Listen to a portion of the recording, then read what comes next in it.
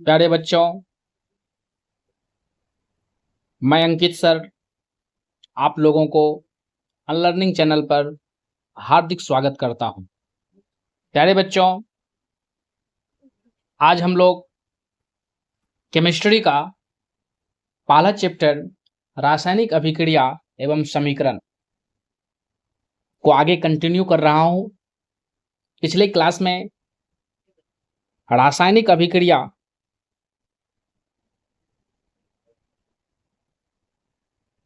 एवं समीकरण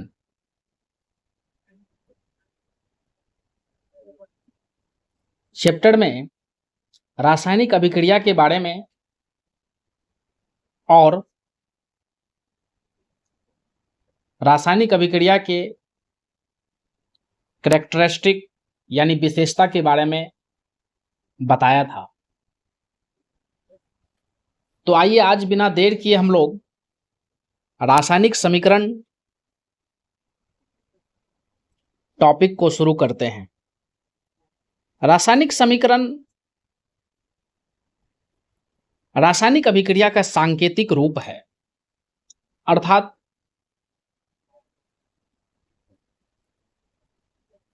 रासायनिक समीकरण में हम लोग क्या करते हैं, अभिक्रिया में भाग लेने वाले पदार्थ और अभिक्रिया के फलस्वरूप बनने वाले पदार्थों को उसके सूत्र एवं संकेत के सहायता से लिखते हैं। इसलिए रासायनिक समीकरण को रासायनिक अभिक्रिया का सांकेतिक रूप कहा जाता है, अर्थात किसी अभिक्रिया में भाग लेने वाले पदार्थ को उसके संकेत एवं सूत्र की सहायता से व्यक्त करना रासायनिक समीकरण कहलाता है। तो इसको हम लोग परिभाषित कर सकते हैं, जब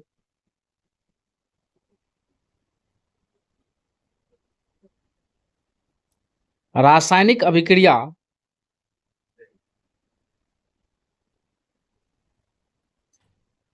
में भाग लेने वाले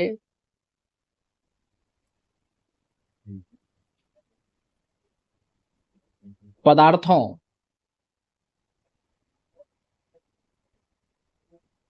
को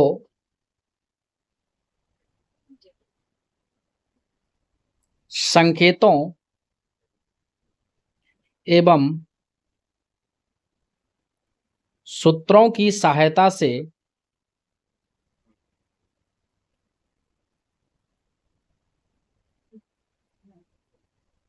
लिखते हैं,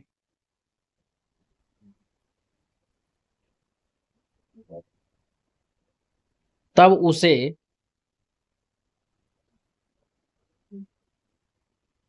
रासायनिक समीकरण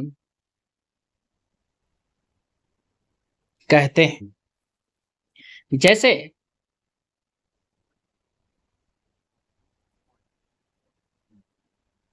हाइड्रोजन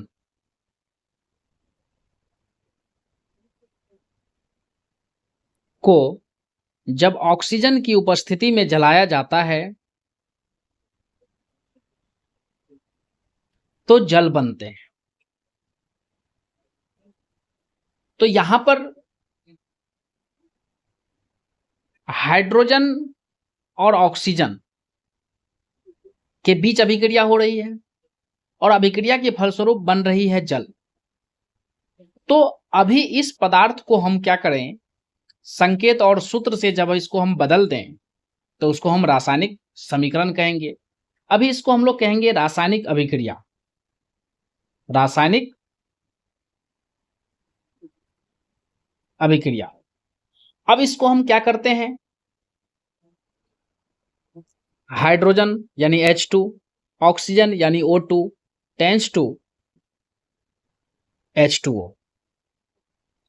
तो अब जो है इसको हम लोग बोलेंगे रासायनिक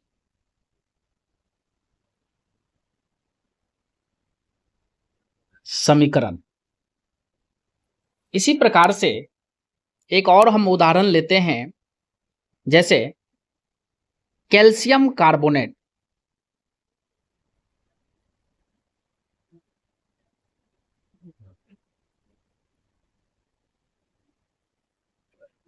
को जब गर्म किया जाता है तो यह कैल्शियम ऑक्साइड और कार्बन डाइऑक्साइड में विभक्त हो जाता है। यानी यहां पर जो लिखना है, कार्बन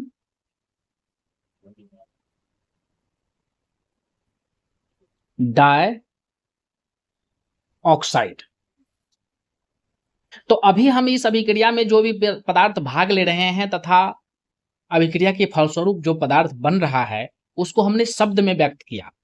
अब अगर इसको हम सूत्र या संकेत के सहायता से लिख दें तो उसको हम रासायनिक समीकरण बोलेंगे। तो इस प्रकार से कैल्शियम कार्बोनेट यहां पर है, तो कैल्शियम कार्बोनेट का हम सूत्र लिख देते हैं CaCO3। इसको पढ़ते हैं 10⁻², और इसके ऊपर में गर्म करने का यानी हीटिंग का चिन्ह लिख देते हैं। ये जो है आपका गर्म करने का यानी हीटिंग का ये जो है सिंबल है, डेल्टा पढ़ते हैं, त्रिभुज की तरह जो लिखा जाता है। और अभिक्रिया के फलस्वरूप बना है CaO यानी कैल्शियम ऑक्साइड और कार्बन डाइऑक्साइड। तो अब जो है ये आप देख सकते हो कि ये जो है संक्षिप्त रूप में, अर्थात रासायनिक अभिक्रिया का संक्षिप्त रूप में व्यक्त हो चुका है। यानी हम अभिक्रिया में भाग लेने वाले पदार्थ और अभिक्रिया के फलस्वरूप बनने वाले पदार्थ को उसके संकेत और सूत्र से हमने लिख दिया। अब इसको हम कहेंगे रासायनिक समीकरण। आशा करते हैं कि आप सभी रासायनिक समीकरण के टॉपिक को समझ गए होंगे। अब इसके बाद हम आपको बताते हैं रासायनिक समीकरण को लिखने का नियम।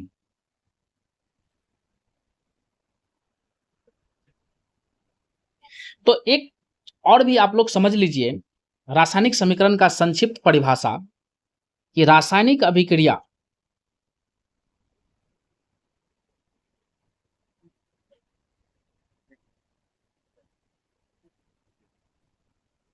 का संक्षिप्त रूप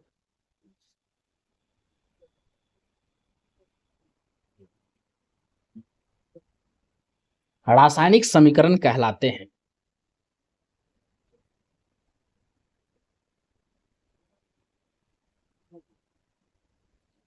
या इसी को हम कह सकते हैं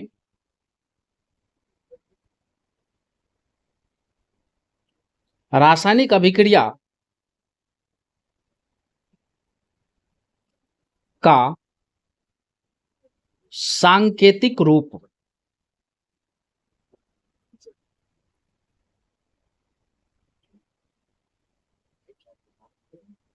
रासायनिक समीकरण कहलाते हैं। ठीक है, अर्थात कहने का मतलब जैसे हमने कहा कि हाइड्रोजन को या मान चलिए कि मैग्नीशियम रिबन को जब ऑक्सीजन के उपस्थिति में जलाया जाता है, ठीक है, तब जाकर के magnesium oxide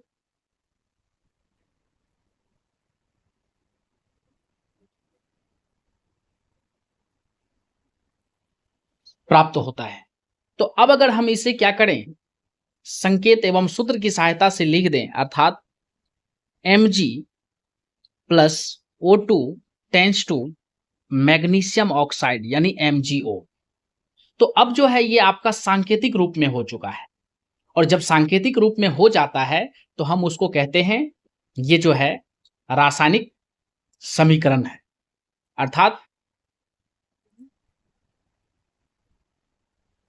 Mg plus O2 ये आपका रासायनिक समीकरण है।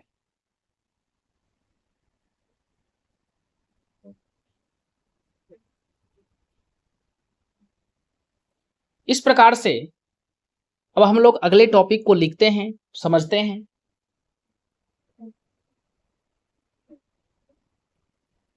रासायनिक समीकरण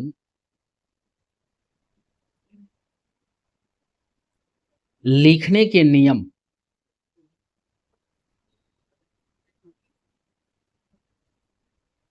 यानी कि जब हम रासायनिक समीकरण को लिखते हैं तो उसको लिखने का क्या नियम है। ठीक है, तो सबसे पहले हम लोग को ध्यान में ये रखना है, सबसे पहला बात, कि रासायनिक समीकरण को जब भी हम लिखते हैं तो रासायनिक अभिक्रिया के अभिकारक को, अर्थात अभिक्रिया में भाग लेने वाले पदार्थ को, उनके संकेत और अनुसूत्र के पदों में तीर के बाएं तरफ लिखा जाता है। अर्थात कहने का मतलब इस तरह से जो दिया जाता है, ये हमारा टेंस टू पढ़िए इसको, या इसी को पढ़ते हैं गोज टू, ठीक है, या इसी को पढ़ते हैं अप्रोचेज टू। ठीक है, यानी इसका मतलब होता है पहले पुराने जमाने के पहले जो है पहले की बुक में इस जगह पर बराबर का यूज किया जाता था, लेकिन बाद में जब इसको मॉडिफाई करके इस तरह से लिखा जाता है। ठीक है, अर्थात कहने का मतलब कि रासायनिक समीकरण को जब हम लिखते हैं तो ध्यान रखना है कि अभिक्रिया में भाग लेने वाले पदार्थ को बाएं तरफ, यानी ये है आपका टेंस टू, तो इसके बाएं, और ये है दाएं। तो पहला बात लिखना है, इसको पढ़ेंगे टेंस टू, या नहीं तो गोज टू। ठीक है, पहला बात ध्यान रखना है कि अभिक्रिया के अभिकारक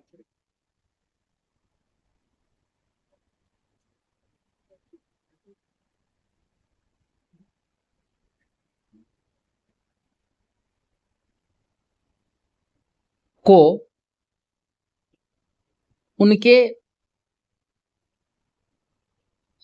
सूत्रों या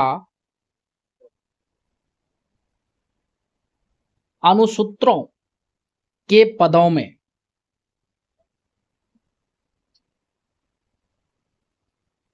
समीकरण के बाईं ओर लिखा जाता है।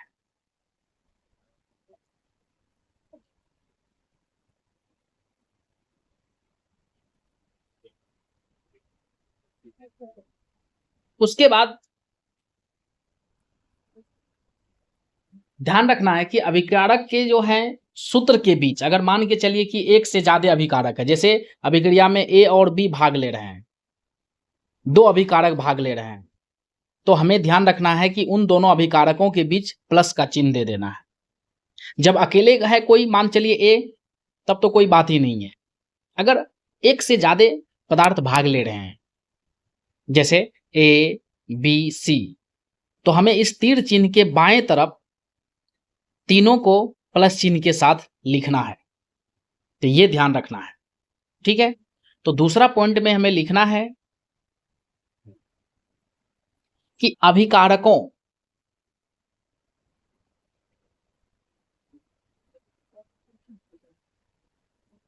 के सूत्रों के बीच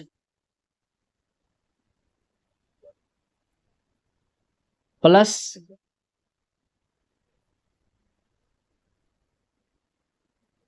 चिन्ह दिया जाता है। तीसरा बात हमें ध्यान रखना है कि अभिक्रिया के फलस्वरूप जो पदार्थ बना, उनको भी संकेत या अनुसूत्र के पदों में समीकरण के दाईं ओर लिखना है। ठीक है, अभिक्रिया के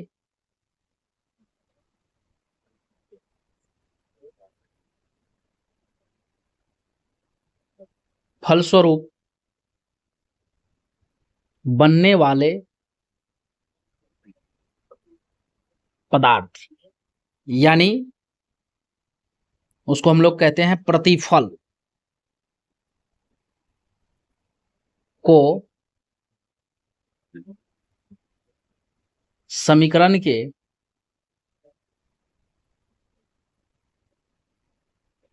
दाईं ओर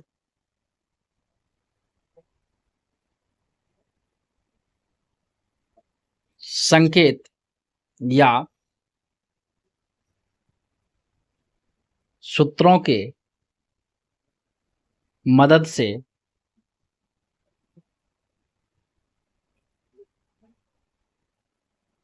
लिखते हैं।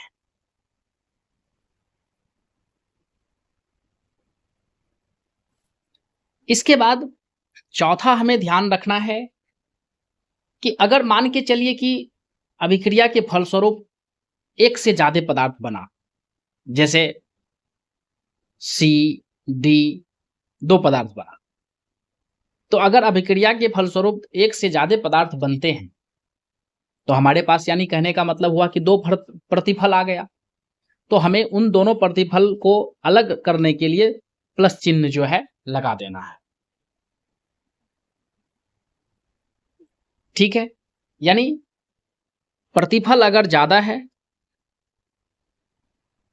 तो वहां पर प्लस चिन्ह से उसको विभक्त कर देना है। तो प्रतिफलों के सूत्रों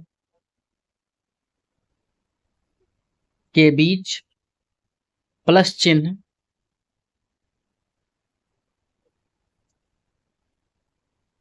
दिया जाता है। ठीक है, अब इसके बाद पांचवा पॉइंट हमें ध्यान रखना पड़ेगा कि अभिकारक और प्रतिफल के बीच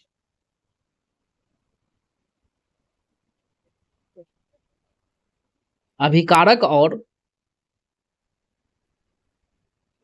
प्रतिफल के बीच तीर का चिन्ह, एक तीर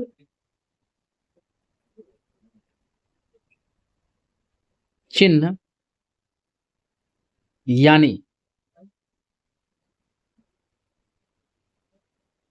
इस तरह का देना,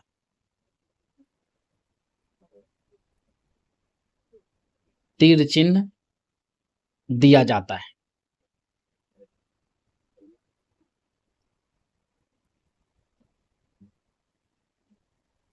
उसके बाद ध्यान रखना है कि अगर मान के चलिए कि अभिक्रिया किसी शर्त के अनुसार हो रहा है, जैसे मान के चलिए कि प्रकाश संश्लेषण की जब हम बात करते हैं तो प्रकाश संश्लेषण में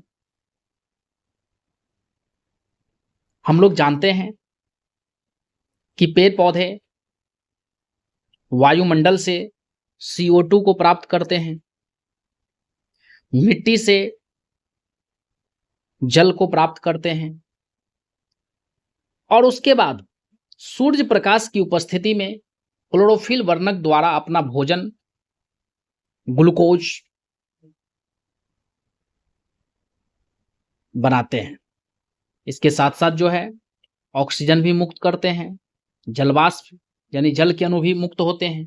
तो इस अभिक्रिया में जैसे शर्त है कि सूर्य की प्रकाश की उपस्थिति, तो हमने आपको अगला पॉइंट ध्यान ये रखने कहा कि अगर किसी रासायनिक अभिक्रिया में कोई चीज की उपस्थिति अनिवार्य है, जैसे हमने बताया कि प्रकाश संश्लेषण में सूर्य प्रकाश होना जरूरी है, तो सूर्य के प्रकाश को हमें इस तीर चिन्ह के ऊपर इस तरह से लिख देना है, सूर्य प्रकाश की उपस्थिति।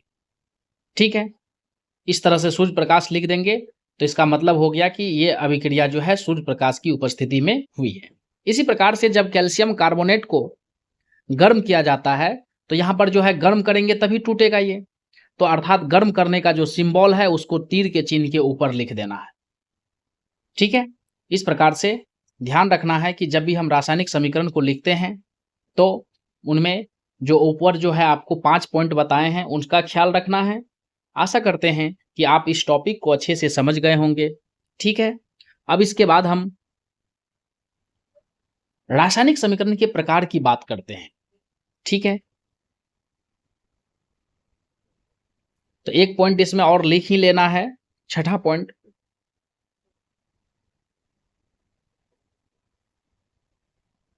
रासायनिक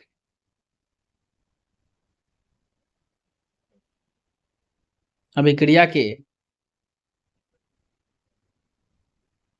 विशेष शर्तों को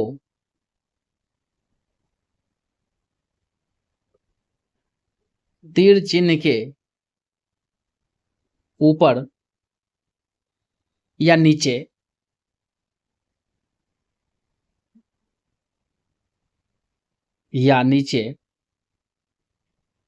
लिखा जाता है।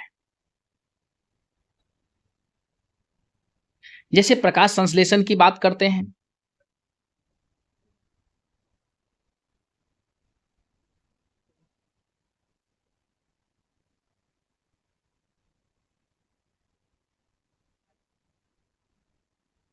तो प्रकाश संश्लेषण में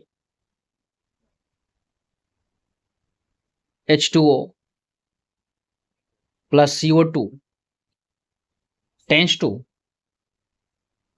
C6H12O6 plus O2 plus H2O। तो इसमें शर्त है कि सूर्य का प्रकाश की उपस्थिति होना है, तो उसको हम लोग इस तरह से तीर दे करके उसके ऊपर लिख देंगे। और साथ ही क्लोरोफिल वर्णक भी होनी चाहिए पत्ता में, तो ये भी एक शर्त है कि क्लोरोफिल अगर है पत्ता में तभी प्रकाश संश्लेषण हो पाएगी। ठीक है, तो इसको तीर के ऊपर नीचे इस तरह से करके हमने लिख दिया। अब इसके बाद रासायनिक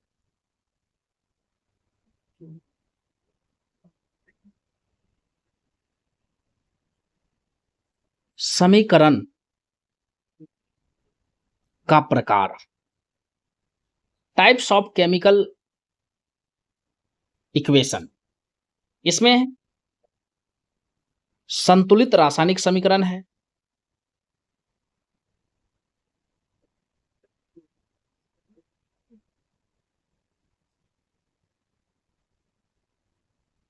यानी बैलेंस्ड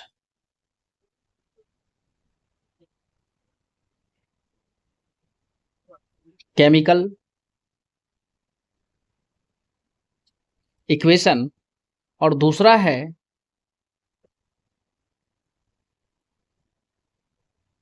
असंतुलित रासायनिक समीकरण, यानी अनबैलेंस्ड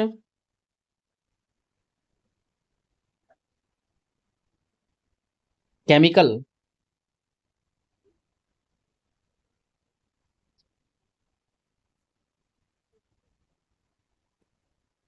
इक्वेशन। अब संतुलित रासायनिक समीकरण क्या हुआ उसको आप समझना है। जब किसी रासायनिक समीकरण में अभिकारक और प्रतिफल में उपस्थित प्रत्येक तत्व के परमाणुओं की संख्या समान हो,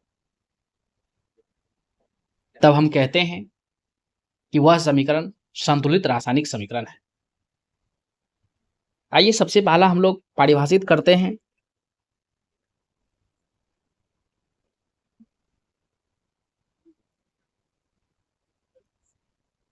संतुलित रासायनिक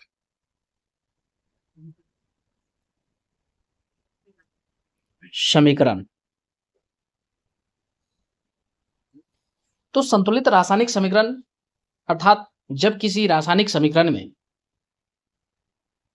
तीर के दोनों बगल प्रत्येक तत्व के परमाणुओं की संख्या समान हो, जब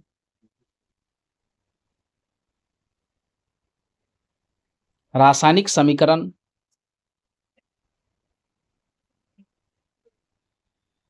में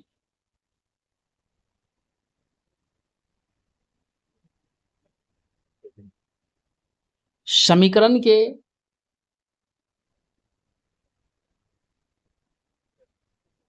दोनों ओर प्रत्येक तत्व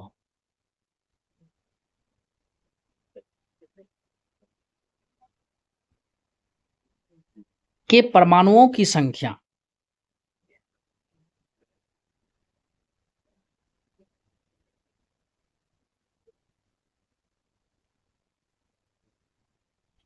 समान हो,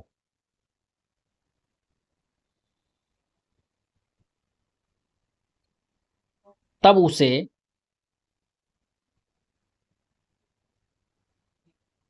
संतुलित रासायनिक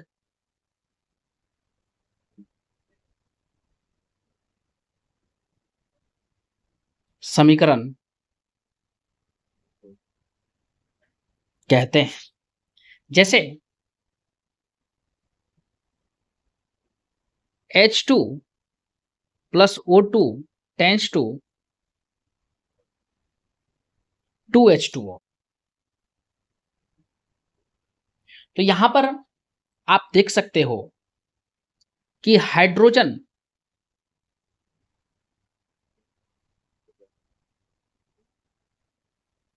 बाएं तरफ यानी तीर के बाएं 2 दूनी 4 है, ठीक है। और फिर वही हाइड्रोजन दाएं तरफ 2 दूनी 4 है, ठीक है। अब उसके बाद ऑक्सीजन की बात करते हैं। ऑक्सीजन बाएं तरफ 2 है और दाएं तरफ जो है 2 यहां पर साइड में है तो 2 से इसमें भी गुना होगी, तो यानी 2। इस प्रकार से यहां पर हम कह सकते हैं कि हाइड्रोजन और ऑक्सीजन दोनों तत्वों के परमाणुओं की संख्या समीकरण के दोनों ओर समान है। अतः 2H2 plus O2 tends to 2H2O संतुलित रासायनिक समीकरण का उदाहरण है। इसी प्रकार से एक और हम उदाहरण लेते हैं। जैसे मान के चलिए CaCO3 यानी कैल्शियम कार्बोनेट को जब हम गर्म करते हैं तब ये कैल्शियम ऑक्साइड और कार्बन डाइऑक्साइड में परिणत हो जाती है। यहां पर आप देख सकते हैं कैल्शियम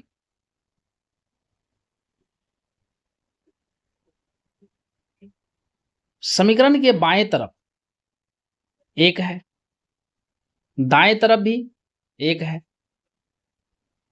इसी प्रकार से फिर कार्बन है। कार्बन जो है वो समीकरण के बाएं तरफ यहां पर आप देख सकते हैं 1 है, दाएं तरफ भी आप देखिए यहां पर 1 है। ऑक्सीजन समीकरण के बाईं ओर ऑक्सीजन की संख्या यहां पर 3 है और दाएं तरफ 2 ऑक्सीजन यहां पर है, 1 ऑक्सीजन यहां पर है, यानी 2 1 3।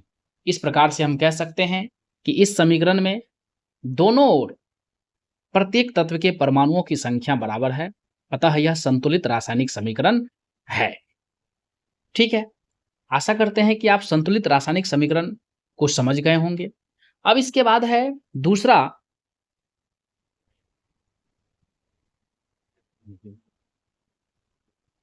असंतुलित रासायनिक समीकरण।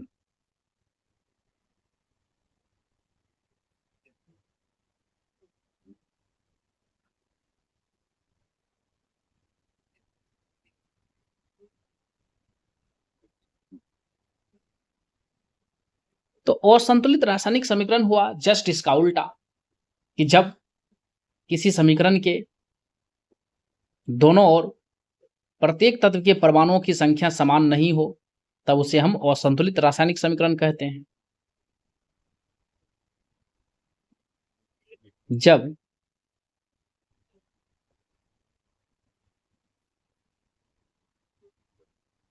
रासायनिक समीकरण के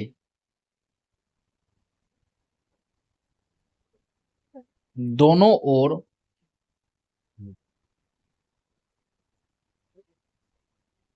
प्रत्येक तत्व के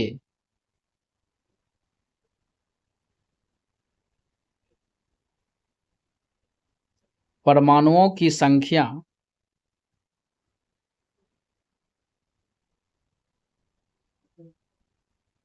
समान न हो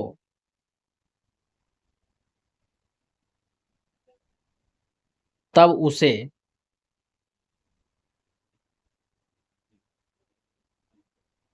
असंतुलित रासायनिक समीकरण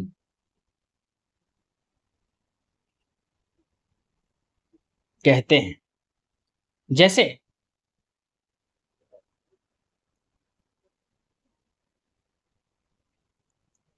H2 plus O2 tense to H2O।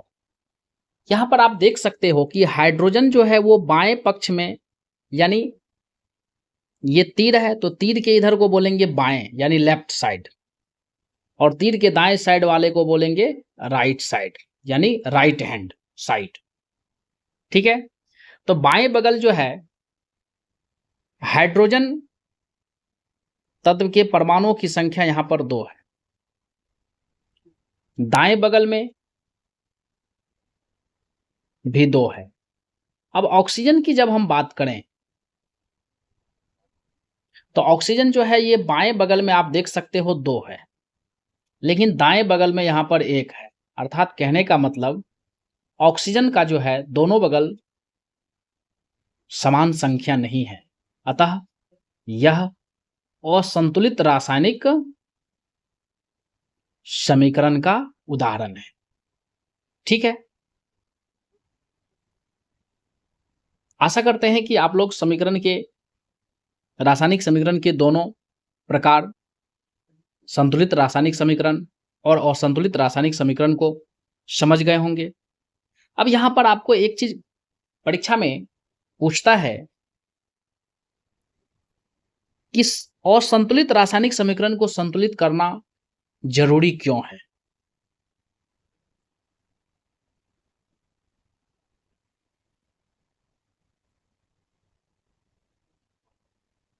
रासायनिक समीकरण को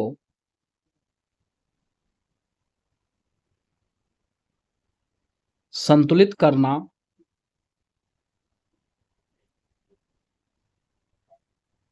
जरूरी क्यों है, मतलब कि रासायनिक समीकरण को हम लोग क्यों संतुलित करते हैं, अगर नहीं करेंगे तो क्या होगा।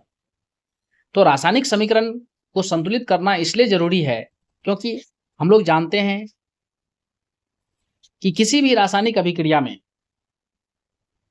पदार्थ का न तो निर्माण होता है और न ही नाश होता है। अर्थात कहने का मतलब कि पदार्थों के रूप का परिवर्तन होता है। ठीक है, यानी किसी भी रासायनिक अभिक्रिया में न तो कोई पदार्थ का नाश होता है और न ही कोई पदार्थ बनता है, बस इसमें जो भी पदार्थ भाग लेते हैं रासायनिक अभिक्रिया में उसका रूप का परिवर्तन होता है। ठीक है, तो द्रव्यमान के संरक्षण नियम का पालन करना, ठीक है, इसी को ध्यान में रखना है कि द्रव्यमान के संरक्षण नियम का पालन करना जरूरी है, इसलिए रासायनिक समीकरण को संतुलित किया जाता है। ठीक है, तो रासायनिक समीकरण को संतुलित क्यों किया जाता है, तो इसका जवाब लिख सकते हैं आप लोग।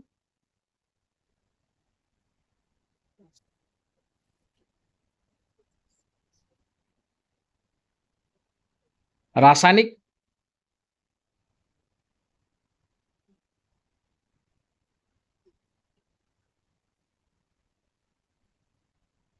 अभिक्रिया में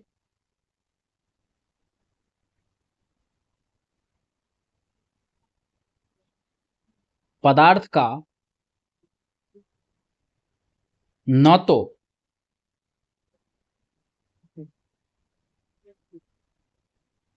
निर्माण होता है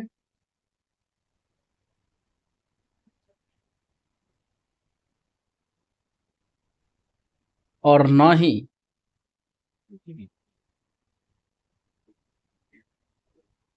नाश होता है।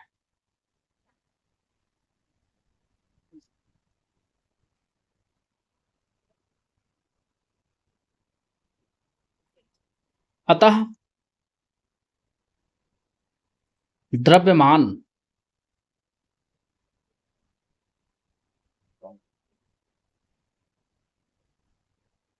संरक्षण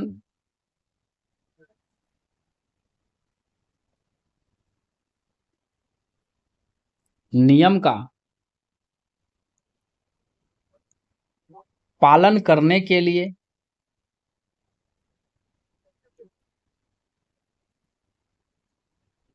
रासायनिक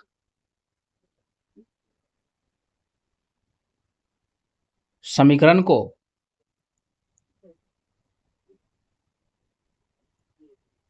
संतुलित किया जाता है, या रासायनिक समीकरण को संतुलित करना जरूरी है।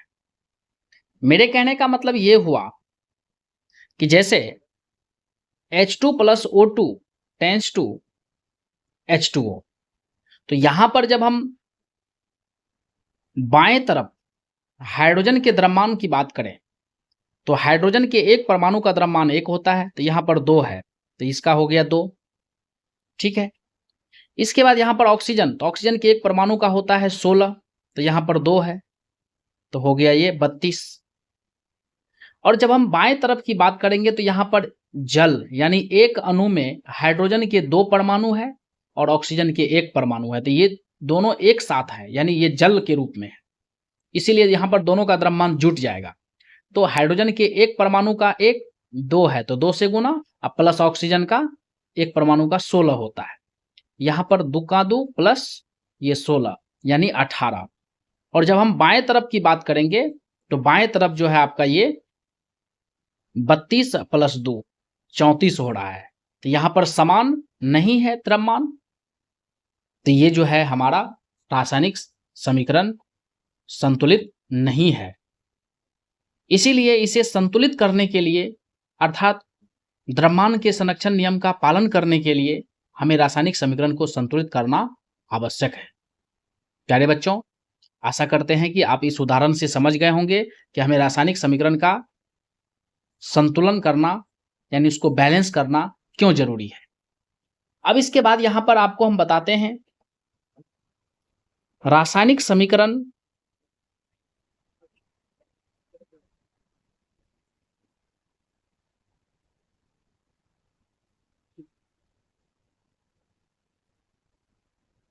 को संतुलित करना। रासायनिक समीकरण को संतुलित जो है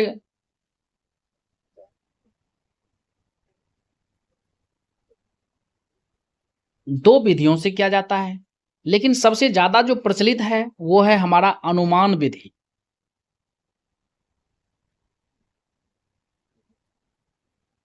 हिट एंड ट्रायल मेथड, ठीक है, और दूसरा है बीज गणितीय विधि।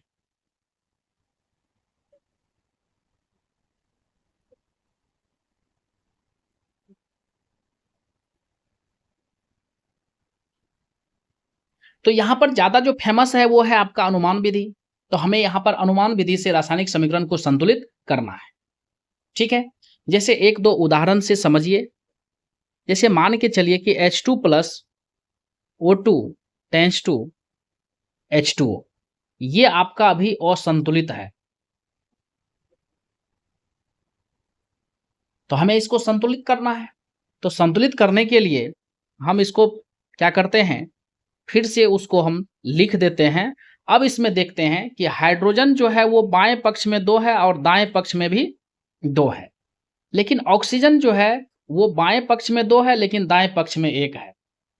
तो डायरेक्ट तो यहाँ पर हम नहीं लिख सकते हैं, ऐसा लिखना अपने से अगर कोई संख्या को यहाँ पर डालना है तो हम डायरेक्ट ओ में इस तरह से नहीं लिख सकते हैं। ठीक है, अगर ऐसा लिखते हैं तो वो गलत है। तो जब हम अपने से डाल रहे हैं कोई संख्या को, तो हमें इसमें क्या करना है, शुरू में यहाँ पर लिखना है, अर्थात कहने का मतलब यहाँ पर जो है हमें गुना करना है। ठीक है, अपने से अगर कोई संख्या को हम उसमें दे रहे हैं। ठीक है, तो यहाँ पर जो है हमें ऑक्सीजन बाएं पक्ष में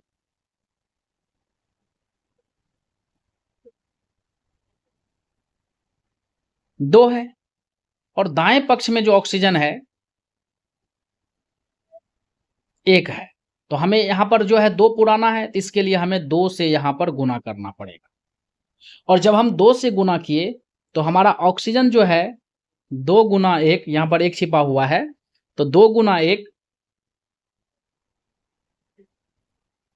2 पुर गया, लेकिन हाइड्रोजन का जो संख्या है वो बिगड़ गया, क्योंकि हाइड्रोजन हो गया 2 गुना 2 4 बाएं तरफ, तो हमें दाएं तरफ 4 हो गया, तो बाएं तरफ जो है यहाँ पर तो 2 है, इसीलिए अलग से अगर हम यहाँ पर 2 से गुना कर देते हैं तो हमारा हाइड्रोजन भी 2 दूनी 4 अर्थात बैलेंस हो गया। तो इस तरह से हम अनुमान विधि से रासायनिक समीकरण को संतुलित करते हैं।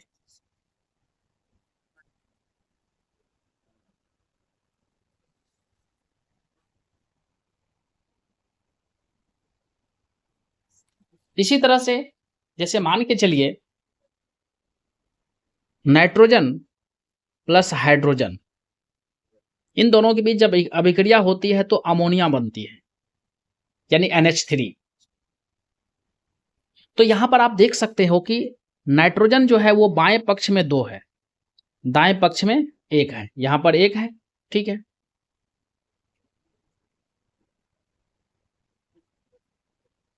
और हाइड्रोजन जो है वो बाएं पक्ष में 2 है और दाएं पक्ष में 3 है। अभी ये जो है असंतुलित है।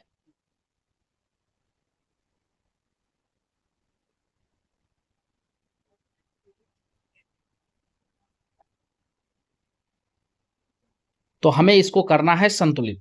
तो क्या करते हैं, एक बार फिर से हम उसको लिखेंगे और अपने से इसमें संख्या को डाल करके गुना करना है, देखना है कि कैसे बराबर हो जाएगा दोनों बगल, अर्थात अनुमान विधि से हमें इसको करना है। तो प्यारे बच्चों, यहां पर आप देख सकते हो कि नाइट्रोजन 1 है और इस बगल में 2 है, तो यहां पर अगर हम 2 से गुना कर देते हैं तो नाइट्रोजन तो बैलेंस हो गया 2 और 2, ठीक है। बट हाइड्रोजन जो है अब यहां पर हो गया 2 तिया 6, तो अगर हम यहां पर 3 लगा दें तो यहां भी हो जाएगा 3 दूनी 6। इस तरह से अब आपका ये बैलेंस हो गया। तो हमें अनुमान विधि से इस प्रकार से बैलेंस करना है। और भी हम उदाहरण लेते हैं, जैसे Al प्लस H2SO4, यानी जब हम एल्युमिनियम को सांद्र सल्फ्यूरिक अम्ल के विलयन में डालते हैं तो बनता है Al2SO4 का होल 3 प्लस H2। प्यारे बच्चों, अगर इसे समझना है तो हमें एक बार तोड़ करके लिखना है, तब जाके पता चलेगा कि हमें यहां पर दाएं साइड में Al2, यहां जो 3 लिखा हुआ है ये, और ब्रैकेट में इस तरह से है, अर्थात 3 से गुना होगा, तो S में 3 से होगा। समझने के लिए यहां पर हम लिख रहे हैं 3 हो जाएगा H3, और फिर 3 से इसमें गुना होगी, 3 चौका 12 प्लस H2। अब इसे हमें करना है संतुलित। तो देखिए क्या करते हैं, सबसे पहले उसको हम लोग लिखते हैं,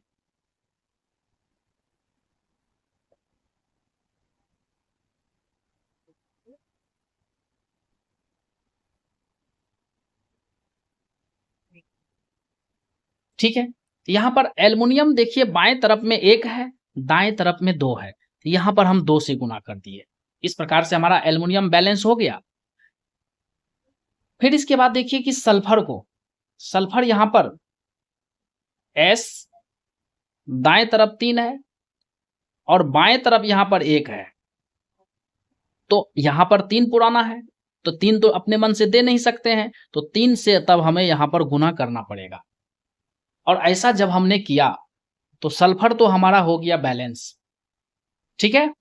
लेकिन अब बिगड़ गया है हाइड्रोजन, तो हाइड्रोजन देखते हैं 3 दूनी 6 हो गया बाएं तरफ, ठीक है। हाइड्रोजन जो है 3 दूनी 6 हो गया बाएं तरफ, और दाएं तरफ देखिए यहाँ पर कि 3 है, इसलिए यहाँ पर क्या करते हैं 3 डाल देते हैं, तो 3 दूनी 6, ये भी आपका बैलेंस हो गया।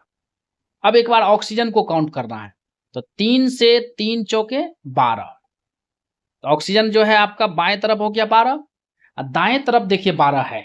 इस प्रकार से ये आपका संतुलित हो गया। अब इसको हम सही तरीके से लिख देते हैं, क्योंकि यहाँ पर आप देखिए कि इस रूप में था ये, तो उसको हम लोग तोड़ करके तो ऐसा लिख दिए और साइड में कोई नंबर नहीं लगा है, इसका मतलब इसको उसी रूप में लिख देते हैं। तो अब इसको सही रूप में लिखने जा रहे हैं, 2Al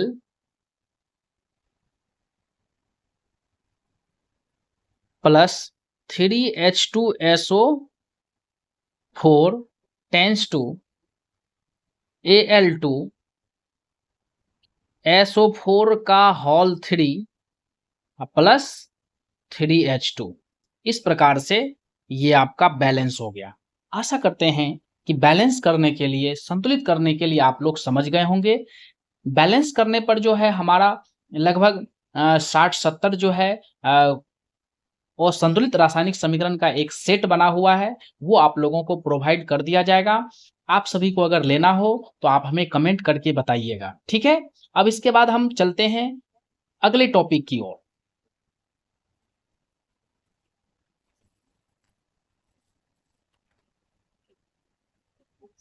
रासायनिक समीकरण से प्राप्त होने वाली सूचनाएं, यानी रासायनिक समीकरण से हमें कौन कौन सी सूचनाएं प्राप्त होती है, ठीक है। तो रासायनिक समीकरण से प्राप्त होने वाली जब सूचना की बात हम करें तो हमें रासायनिक समीकरण से निम्नलिखित चीजों की जानकारी मिलती है।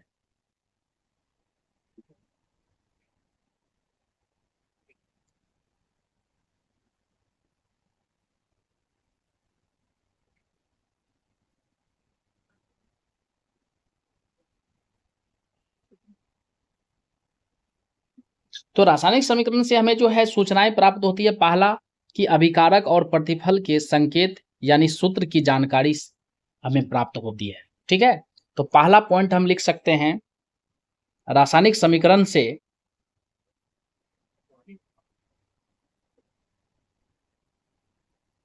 अभिकारकों एवं प्रतिफलों के संकेत या सूत्र की जानकारी मिलती है। चूंकि रासायनिक अभिक्रिया को सूत्र एवं संकेत की सहायता से लिखते हैं तो वो हमारा रासायनिक समीकरण हुआ। अर्थात कहने का मतलब कि रासायनिक समीकरण जब भी लिखते हैं तो हमें अभिकारक और प्रतिफल के पदार्थों को सूत्र एवं संकेत से लिखते हैं। तो इससे हमें सबसे पहला बात ये बेनिफिट होती है कि सूत्र और संकेत की जानकारी मिल जाती है, ठीक है। जैसे हम लोग नॉर्मली अपने भाषा में तो कह देते हैं कि कैल्शियम कार्बोनेट को गर्म किया जाता है तो कैल्शियम ऑक्साइड और कार्बन डाइऑक्साइड प्राप्त होता है, लेकिन जब उसको हम रासायनिक समीकरण के रूप में लिखते हैं तो हमें उसको क्या करना पड़ता है, उसके सूत्र एवं संकेत से उसको लिखना पड़ता है, ठीक है। दूसरा बात हमें ये पता चलता है कि रासायनिक अभिक्रिया में कौन कौन से पदार्थ भाग ले रहे हैं और अभिक्रिया के फलस्वरूप कौन कौन से पदार्थ बन रहे हैं, यानी इससे हमें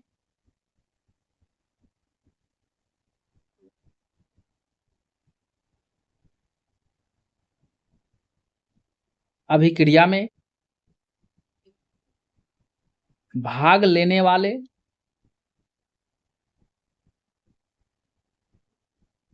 पदार्थों एवं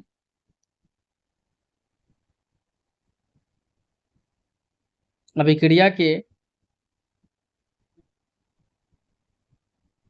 फलस्वरूप बनने वाले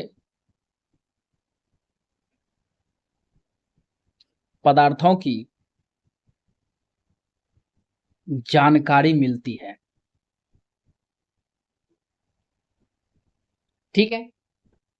अब इसके बाद अगला हमें पता चलती है कि अभिक्रिया में भाग लेने वाले अभिकारक के परमाणु एवं अणु की अपेक्षा संख्याओं की जानकारी, अर्थात कहने का मतलब कि यह अभिक्रिया में भाग लेने वाले अभिकारकों के परमाणुओं एवं अणुओं की आपेक्षिक संख्याओं की जानकारी देता है, ठीक है।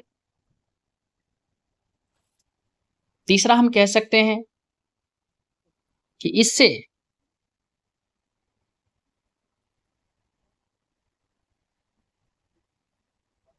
अभिक्रिया में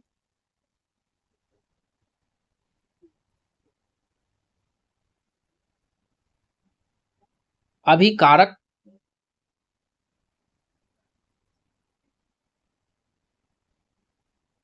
एवं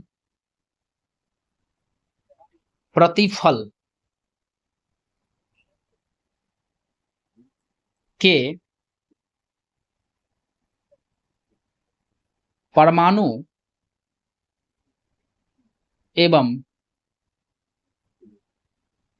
अणु की संख्या की जानकारी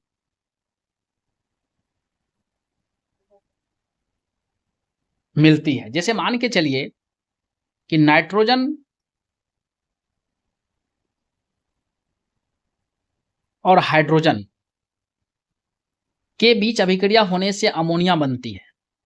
तो यहां पर नाइट्रोजन के 2 परमाणु और हाइड्रोजन के 6 परमाणु, यानी 3 दूनी 6, अर्थात यहां पर हम ये बता पाते हैं कि अभिकारक में जो है नाइट्रोजन के कितने परमाणु हैं, तो 2 हैं। लेकिन जब हम नाइट्रोजन के अणु की बात करेंगे कि नाइट्रोजन के, ठीक है, यहां पर कितने अणु हैं, तो अणु की संख्या यहां से प्राप्त होती है। यहां पर 1 अणु है, ठीक है। इसी तरह से हाइड्रोजन के हम अणु की बात करेंगे यहां पर, तो 3 है। बट लेकिन हम हाइड्रोजन के परमाणु की बात करेंगे तो 3 दूनी 6, ठीक है। यानी यहां जो लिखा रहता है वो अणु की संख्या को प्रदर्शित करता है। हम यहां पर कह सकते हैं कि नाइट्रोजन के 1 अणु और हाइड्रोजन के 3 अणु मिलकर के अमोनिया के 2 अणु का निर्माण करता है। लेकिन जब हम परमाणु की बात करेंगे तो नाइट्रोजन का 2 परमाणु, हाइड्रोजन का यहां पर 3 दूना 6 परमाणु मिला करके अमोनिया में नाइट्रोजन का देखिए 2 और हाइड्रोजन का 2 तिया 6 परमाणु इस तरह से प्राप्त होता है। तो प्यारे बच्चों, रासायनिक समीकरण लिखने से हमें बहुत फायदा होती है। इससे हम लोग अभिकारक एवं प्रतिफल के परमाणु एवं अणु की संख्या को हम लोग जान पाते हैं, ठीक है। अब इसके बाद आगे दूसरा हम कह सकते हैं कि रासायनिक समीकरण से अभिकारक और प्रतिफल के मोलों के अनुपात की जानकारी प्राप्त होती है, ठीक है। तो अगला पॉइंट हम लिख सकते हैं, इससे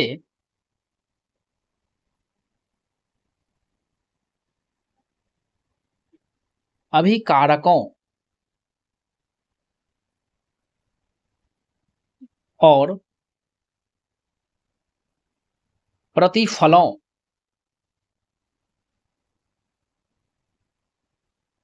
के मोलों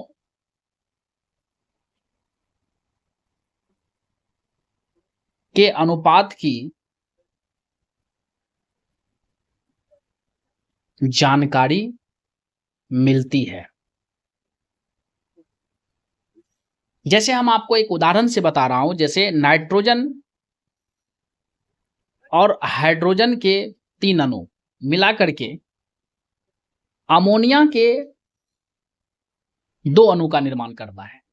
तो जब हम मोल की बात करें तो मोल, यहां जो संख्या है वो मोल की संख्या को प्रदर्शित करता है। जैसे हाइड्रोजन के यहां पर देख रहे हैं, हाइड्रोजन के बगल में ये 3 है, तो हम कह सकते हैं हाइड्रोजन के 3 मोल, और यहां पर अमोनिया के बगल में 2 है, अर्थात ये 2 मोल। यानी कहने का मतलब कि यहां जो संख्या रहती है वही अणु की संख्या को प्रदर्शित करती है, वही मोल की संख्या को प्रदर्शित करती है। तो यहां पर हम कह सकते हैं कि नाइट्रोजन के यहां पर नहीं कुछ है तो 1 छिपा हुआ है, यानी 1 मोल। मोल का मतलब होता है अणुओं की संख्या, अर्थात कहने का मतलब अंबार, ठीक है। इसी तरह से हाइड्रोजन के 3 मोल मिल करके अमोनिया के 2 मोल का निर्माण करता है, ठीक है। आशा करते हैं कि आप सभी समझ गए होंगे। अर्थात पदार्थ की मात्रा जो है उसको उसके एसआई मात्रक मोल है। तो जब भी हम बोले कि मोल क्या है, तो मोल का मतलब हुआ कि किसी पदार्थ के लिए ये एसआई मात्रक है, अर्थात कहने का मतलब कि किसी पदार्थ की मात्रा का, यहां पर जो एक शब्द आया है मोल, मोल कहा जाता है किसी पदार्थ की मात्रा, ठीक है, किसी पदार्थ की मात्रा का एसआई मात्रक।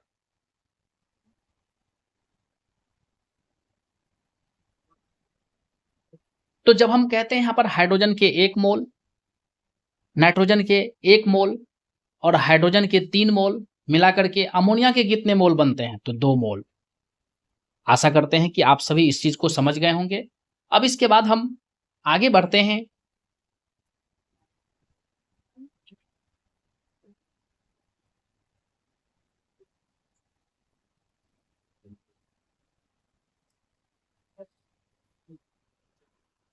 कि रासायनिक समीकरण से हमें द्रव्यमान के अनुपातों का भी जानकारी मिलता है, ठीक है।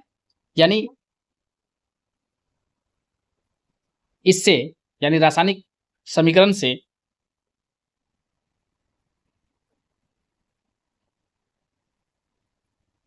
अभिकारकों और प्रतिफलों के द्रव्यमान का अनुपात की जानकारी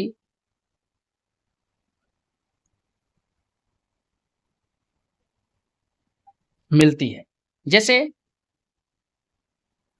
नाइट्रोजन और हाइड्रोजन के बीच अभिक्रिया होने से अमोनिया का निर्माण होता है।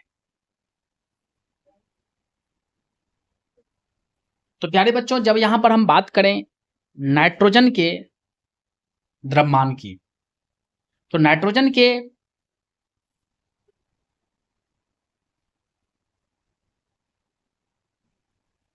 परमाणु संख्या होते हैं 7। जब हम उसके द्रव्यमान की बात करेंगे तो नाइट्रोजन का जो द्रव्यमान होता है वो आपको 14 होता है।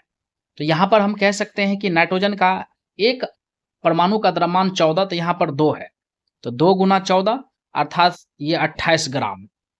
इसी तरह से हाइड्रोजन का यहाँ पर तो टोटल 3 दूनी 6 है परमाणु की संख्या, तो एक परमाणु का द्रव्यमान 1 होता है 1 ग्राम, तो 6 है, तो यहाँ पर हो जाएगा आपका 6 ग्राम। और जब हम यहाँ पर अमोनिया की बात करें तो अमोनिया है ये, इसमें आपको देखिए कि नाइट्रोजन का 2 है और हाइड्रोजन का जो है 2 तिया 6 है परमाणु, तो नाइट्रोजन के 1 का होता है 7, तो यहाँ पर 2 है, फिर प्लस हाइड्रोजन के एक परमाणु का 1 होता है ग्राम द्रव्यमान और यहाँ पर है कितना 6, तो इस प्रकार से 7 दूनी 14 प्लस 6 ये आपका हो जाएगा 20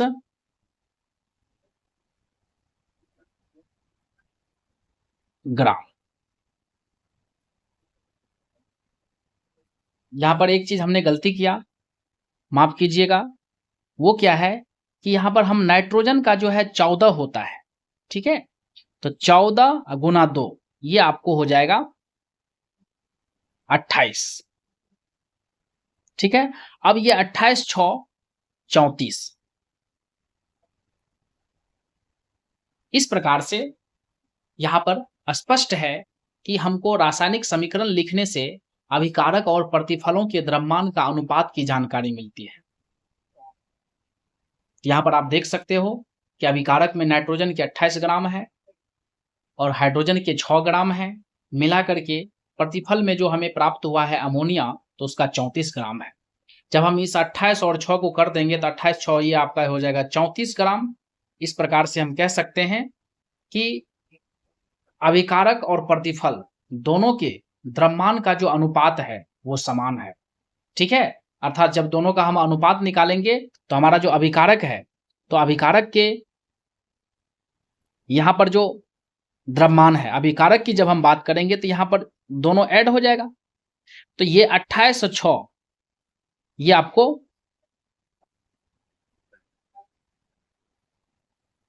34 ग्राम होगा और इधर प्रतिफल में जो है वो 34 ग्राम है। तो जब हम दोनों का अनुपात निकालें 34 ग्राम अनुपात 34 ग्राम, तो हमें ये 1:1 प्राप्त होगा। अर्थात इसका संकेत ये हुआ कि तीर के बाएं, अर्थात कहने का मतलब कि बाएं पक्ष का द्रव्यमान अगर 1 है तो दाएं पक्ष का भी 1 है, अर्थात समान अनुपात है। ठीक है, तो अनुपात मतलब क्या? तुलना। अर्थात कहने का मतलब क्या कि अभिकारक का अगर 1 इकाई है तो प्रतिफल का भी 1 इकाई है। तो यहां पर कह सकते हैं कि रासायनिक समीकरण को लिखने से हमें अभिकारकों और प्रतिफलों के द्रव्यमानों का अनुपात हमें प्राप्त हो जाता है। ठीक है, दूसरा बात, इसी तरह से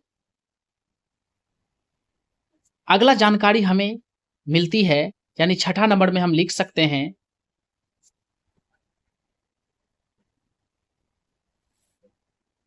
कि रासायनिक समीकरण लिखने से, यानी इससे, ये सभी आप लोग रफ में मत लिखिएगा, मतलब आपको समझाने के लिए हमने ये बताया। ठीक है, नंबरिंग कर करके लिखना है।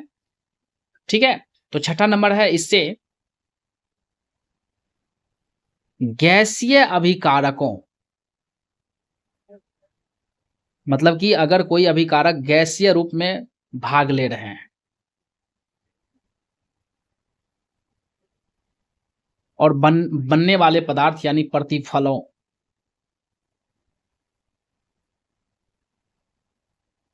के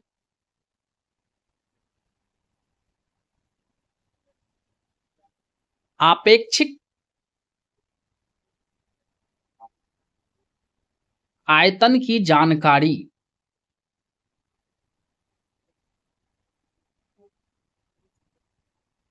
मिलती है। ठीक है, यानी गैसीय अभिकारक और प्रतिफल, यानी कहने का मतलब, यहां पर हम एक उदाहरण से आपको इस चीज को क्लियर करते हैं। जैसे आप देख, नाइट्रोजन और हाइड्रोजन के बीच जब अभिक्रिया होती है तो अमोनिया का निर्माण होता है। तो यहां पर हाइड्रोजन के 3 अणु भाग ले रहे हैं और अमोनिया का यहां पर 2। इस तरह से ये बैलेंस हो गया। अब अगर हम बात करें गैसीय अभिकारक और प्रतिफल के आयतन की, तो यहां पर देखिए एसटीपी पर, यहां पर एक वर्ड समझिए, एसटीपी, स्टैंडर्ड टेम्परेचर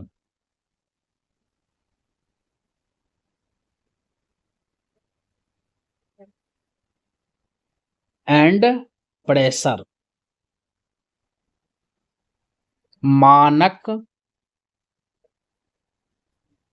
ताप एवं दाब, यानी कहने का मतलब एसटीपी का जो फुल फॉर्म होता है वो स्टैंडर्ड टेम्परेचर एंड प्रेशर होता है। यहां पर सबसे पहले समझना हमें है कि नाइट्रोजन का यहां पर कितना आयतन भाग ले रहा है। तो हमने बताया कि यहां जो संख्याएं रहती है यहां पर, वो हमें आयतन की संख्या को बताता है, वही हमें अणु की संख्या को भी बताता है, वही हमें मोल की संख्या को भी बताता है। तो यहाँ पर आप देख सकते हो कि नाइट्रोजन के बगल में यहाँ पर नहीं कुछ तो 1 है, अर्थात इसका आयतन 1 है, और हाइड्रोजन का जो है यहाँ पर बगल में 3 है, अर्थात उसका आयतन 3 है। यानी एक आयतन हो गया हाइड्रोजन,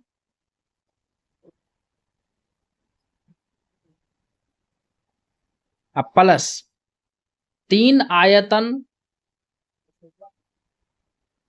हाइड्रोजन, मिला करके अमोनिया का 2 आयतन।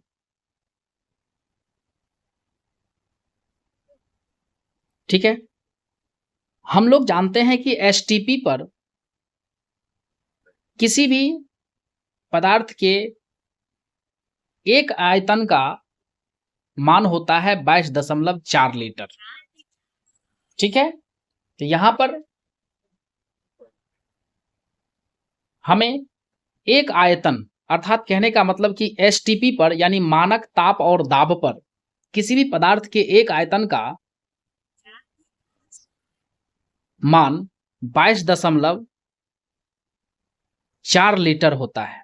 ठीक है, तो यहां पर फिर जो है 3 आयतन है, तो 3 गुना 22.4 लीटर। इसी प्रकार से 2 गुना 22.4 लीटर। आशा करते हैं कि आप इसको समझ गए होंगे। ठीक है, तो यहाँ हम कह सकते हैं कि नाइट्रोजन का 1 आयतन भाग ले रहा है, हाइड्रोजन का 3 आयतन और अमोनिया का बना है 2 आयतन। तो 1 आयतन का मान 22.4 लीटर अर्थात एसटीपी पर, मानक ताप एवं दाब पर किसी भी पदार्थ के 1 आयतन का मान जो होता है वो 22.4 लीटर के बराबर होता है। ठीक है, तो यहाँ पर 3 आयतन है तो 3 गुना 22.4 लीटर, यहाँ पर 2 है तो 2 गुना 22.4 लीटर। ठीक है, तो इस चीज को आप लोग समझ गए होंगे कि रासायनिक समीकरण से हमें प्राप्त होने वाली कौन कौन सी सूचनाएं हैं। ठीक है, यहां पर एक चीज लिख सकते हैं, एसटीपी पर किसी पदार्थ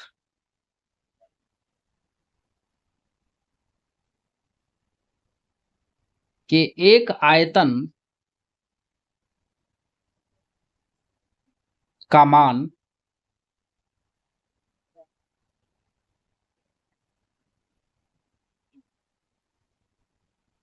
22.4 लीटर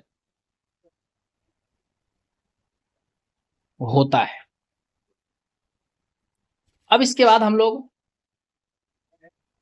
अगले टॉपिक की ओर चलते हैं।